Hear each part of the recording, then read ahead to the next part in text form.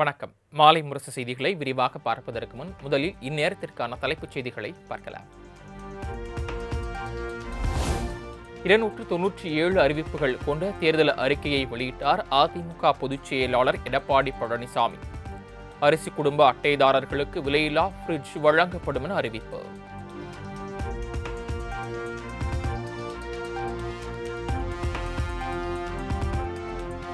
அதிமுக ஆட்சிக்கு வந்தால் தமிழ்நாட்டில் உள்ள அனைத்து குடும்பத்திற்கும் தலா 10,000 ரூபாய் வழங்கப்படும்.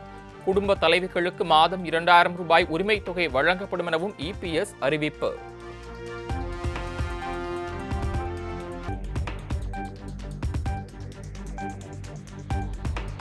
தமிழ்நாட்டில் டாஸ்மாக் கடைகள் படிப்படியாக குறைக்கப்படும் என தேர்தல் அறிக்கையில் எடப்பாடி பழனிசாமி உறுதி.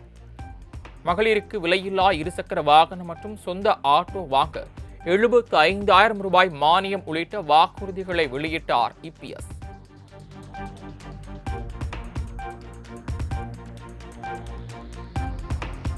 அதிமுக பொதுச் செயலாளர் எடப்பாடி பழனிசாமி நாளை தேர்தல் பிரச்சாரத்தை தொடங்குகிறார். மயிலாப்பூரில் தொடங்கி காஞ்சிபுரம், திருவள்ளூர், கன்னியாகுமரி, நெல்லை உள்ளிட்ட இடங்களில் பரப்புரை மேற்கொள்ள திட்டம்.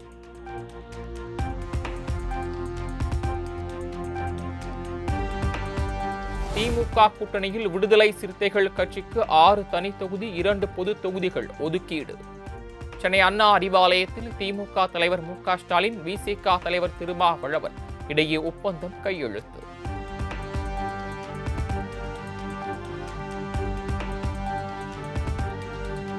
நாட்டில் வலதுசாரிகள் வலுப்பெறுவதை தடுப்பதற்காக திமுக தலைமையிலான கூட்டணி அமைந்துள்ளது. கூட்டணி நலன் கருதி தொகுதி பங்கீட்டை ஏற்றுள்ளதாகவும் விசிக தலைவர் திருமாவளவன் பேட்டி.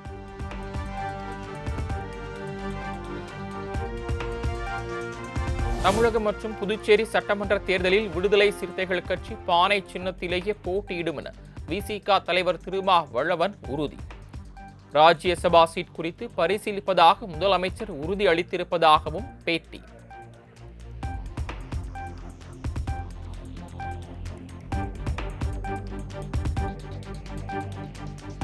புதுச்சேரியில் காங்கிரஸ் அணுகுமுறையில் அதிருப்தி உள்ளதாக விசிக தலைவர் திருமாவளவன் கருத்து.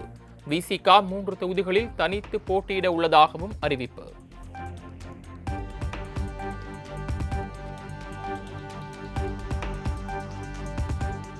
புதுச்சேரி மாநில சட்டமன்ற தேர்தலில் 13 தொகுதிகளுக்கான திமுக வேட்பாளர்கள் பட்டியல் வெளியீடு.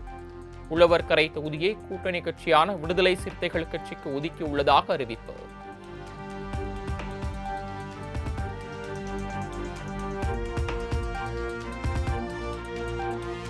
அனைத்து மாநிலங்கள், யூனியன் பிரதேச எல்லைகள் மற்றும் மாநிலங்களின் சோதனை சாவடிகள் கண்காணிப்பை தீவிரப்படுத்த வேண்டும். சிபிஐ, சிஆர்பிஎஃப், பிஎஸ்எஃப், ஆர்பிஎஃப் மற்றும் கடலோர காவல் படையினர் கண்காணிப்பை தீவிரப்படுத்த வேண்டும் எனவும் இந்திய தேர்தல் ஆணையம் அறிவுறுத்தல்.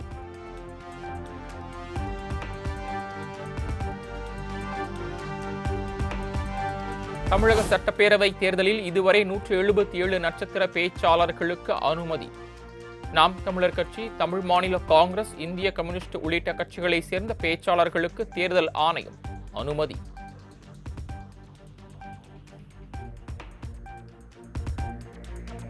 சென்னை அண்ணாநகர் சிறுமி பாலியல் வன்கொடுமை வழக்கை தினமும் விசாரித்து விரைந்து முடிக்க வேண்டும். சென்னை போக்சோ சிறப்பு நீதிமன்றத்திற்கு உயர்நீதிமன்ற நீதிபதி உத்தரவு.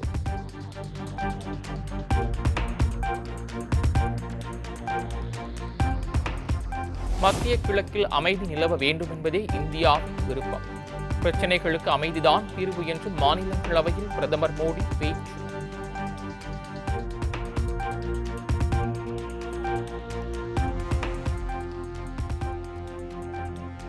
சாத்தியமான அனைத்து வழிகளில் இருந்தும் எரிவாயு, கச்சா எண்ணெய் கொள்முதல் செய்ய அரசு முயற்சிப்பதாக மாநிலங்களவையில் பிரதமர் மோடி உரை. மேற்காசிய போர் நெருக்கடி நீண்ட காலம் நீடித்தால் கடுமையான விளைவுகள் ஏற்படக்கூடும் எனவும் அச்சம்.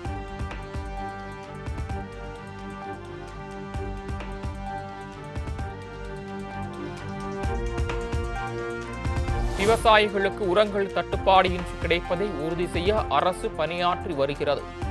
மாநிலங்களவையில் பிரதமர் நரேந்திர மோடி உறுதி.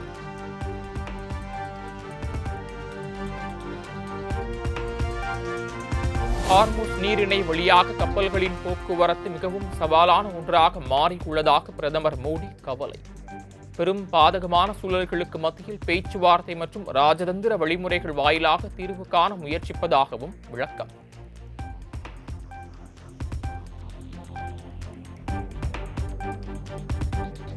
எரிபொருள் தட்டுப்பாட்டில் தயாராக இருக்க வேண்டியது மத்திய அரசா மக்களாகின பிரதமர் மோடிக்கு முதலமைச்சர் மு.க.ஸ்டாலின் கேள்வி. கொரோனா காலத்தில் தயாரானது போல மேற்காசிய போர் பாதிப்புகளுக்கும் தயாராக இருக்குமாறு பிரதமர் நாடாளுமன்றத்தில் பேசியிருந்த நிலையில் கண்டனம்.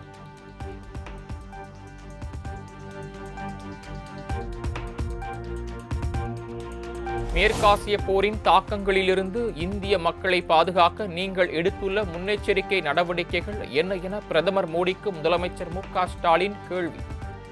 மக்களை தயாராக இருக்க சொல்லும் முன் அவர்களை காக்க நீங்கள் தயாராக இருக்கிறீர்களா எனவும் சரமாரியாக சாடல்.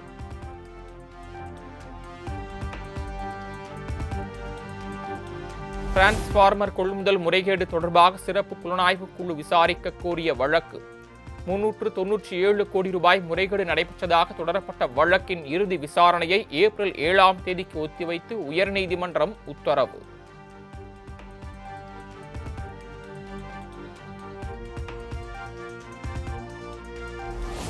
ஏப்ரல் 9ஆம் தேதி முதல் ஏப்ரல் 29ஆம் தேதி வரை கருத்து கணிப்புகளை வெளியிடக்கூடாது. தமிழ்நாடு, அசாம், கேரளா உள்ளிட்ட 5 மாநில தேர்தலையொட்டி இந்திய தேர்தல் ஆணையம் தடை.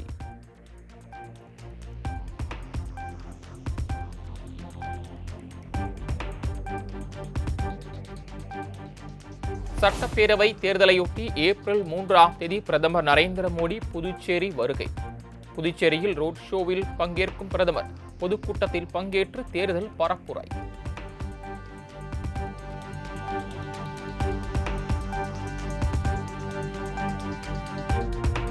ராஜஸ்தான் ராயல்ஸ் அணியை வாங்கியது அமெரிக்காவின் கல்சுமானி தலைமையிலான நிறுவனம். சுமார் 15,300 கோடி ரூபாய்க்கு வாங்கினார் வால்மர்ட் போர்ட் குடும்பத்தை சேர்ந்த அமெரிக்க தொழிலதிபர் கல்சுமானி.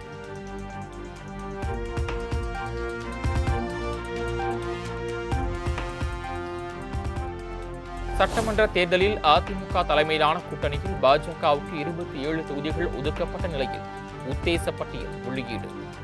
சென்னை, வேளச்சேரி, மயிலாப்பூர், கோவை வடக்கு, சிங்காநல்லூர், பழனி உள்ளிட்ட தொகுதிகளில் போட்டியிட பாஜக விருப்பம்.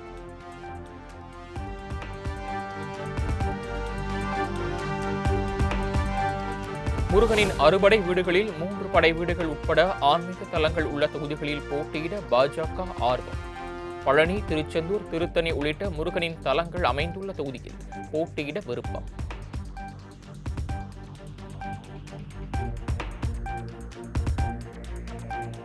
சட்டமன்ற தேர்தலில் பாமக போட்டியிடும் தொகுதிகள் குறித்த உத்தேச பட்டியல்.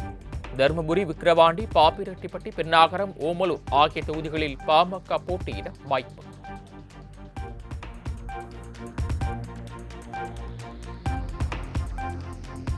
அதிமுக கூட்டணியில் அமமுக போட்டியிடும் 11 தொகுதிகளின் உத்தேச பட்டியல் மற்றும் வேட்பாளர் பெயர் வெளியானது. சைதாப்பேட்டை, சோளிங்கர், பூந்தமல்லி, நாங்குநேரி, ஒட்டப்பிடாரம், பெரியகுளம், மதுரை மத்திய தொகுதி, தஞ்சை, காரைக்குடி, திருச்சி தெற்கு, மன்னார்குடி ஆகிய தொகுதிகளில் போட்டியிட உள்ளதாக தகவல்.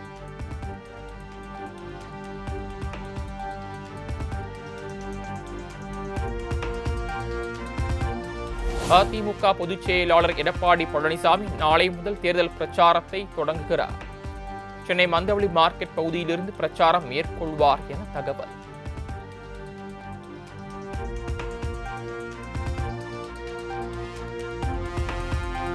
அதிமுகவுக்கு தலைமை தாங்கியவர்கள் நின்று இரட்டை விரலை காட்டி நின்ற இடத்தில் பாஜகவை கொண்டு வந்து நிறுத்தியிருக்கிறார் பழனிசாமி. தொகுதி பங்கீடு எண்ணிக்கையை வெளியிடும் அறிவிப்பாளராக மட்டுமே இபிஎஸ் உள்ளதாக திமுக துணை பொதுச் செயலாளர் பெரியசாமி விமர்சனம்.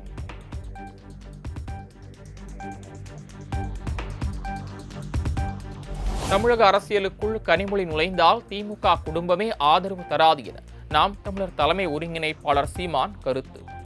கனிமொழியின் வரவு உதயநிதிக்கு இடையூறாக இருக்கும் என்பதால் அனுமதிக்க மாட்டார்கள் என விமர்சனம்.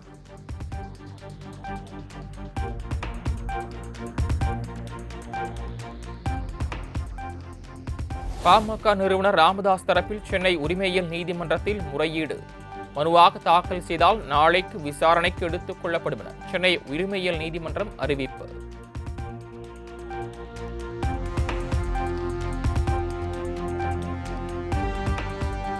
திருப்பத்தூர் சட்டமன்ற தொகுதி அமமுகவுக்கு ஒதுக்கப்பட்டுள்ளதாக வந்த தகவலை அடுத்து கட்சி அலுவலகத்தில் தீக்குளிக்க முயன்ற அதிமுக தொண்டரால் பரபரப்பு. திருப்பத்தூர் தொகுதி அதிமுகவுக்கு தான் ஒதுக்க வேண்டும் என கூறி முன்னாள் அமைச்சர் வீரமணியை கண்டித்து முழக்கம்.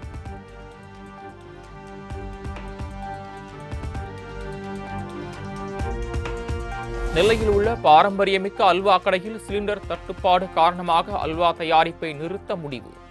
நாளை முதல் அல்வா விற்பனை இருக்காது என அறிவிப்பு.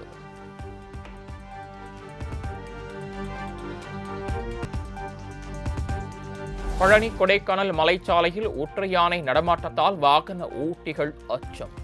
அடிக்கடி யானைகள் சாலையில் உலா வருவதால் பொதுமக்கள் தேவையின்றி வெளியே வர வேண்டாம் என வனத்துறை எச்சரிக்கை.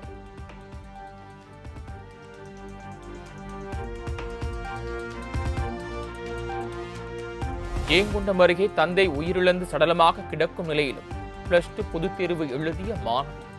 தீராத சோகத்திலும் தந்தையின் கல்விக் கனவை நிறைவேற்ற முயன்ற மாணவியை எண்ணி ஊர் மக்கள் நிகழ்ச்சி.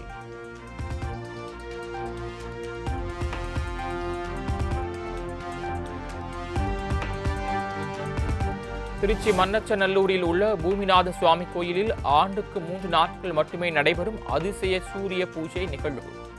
சுவாமிக்கு மகா தீபாராதனை காட்டிய நிலையில் ஏராளமான பக்தர்கள் பங்கேற்று சாமி தரிசனம்.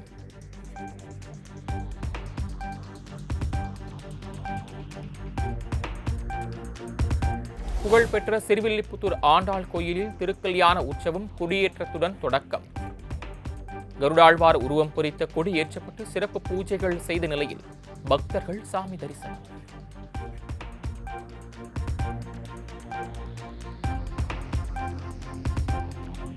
எல்லை தாண்டி மீன் பிடித்ததாக கடந்த 12ஆம் தேதி கைது செய்யப்பட்ட ராமேஸ்வர மீனவர்கள் 2 பேர் விடுதலை. இலங்கை கிளிநொச்சி நீதிமன்றத்தின் உத்தரவை அடுத்து மீனவர்கள் 2 பேரும் ஓரிரு நாட்களில் தாயகம் திரும்புவார்கள் என தகவல்.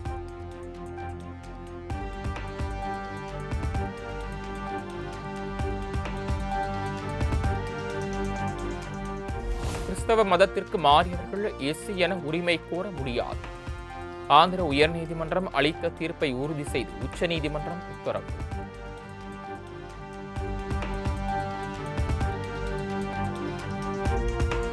அமெரிக்க அதிபர் டிரம்பிடமோ அவரது சார்பில் சுற்றி வரும் மத்தியஸ்தர்களிடமே எந்த நேரடி பேச்சுவார்த்தையும் நடத்தவில்லை. தன்னிடம் கேட்டுக்கொண்டதால் தற்காலிகமாக தாக்குதல்களை நிறுத்தியதாக டிரம்ப் கூறியதற்கு ஈரான் திட்டவட்ட மறுப்பு.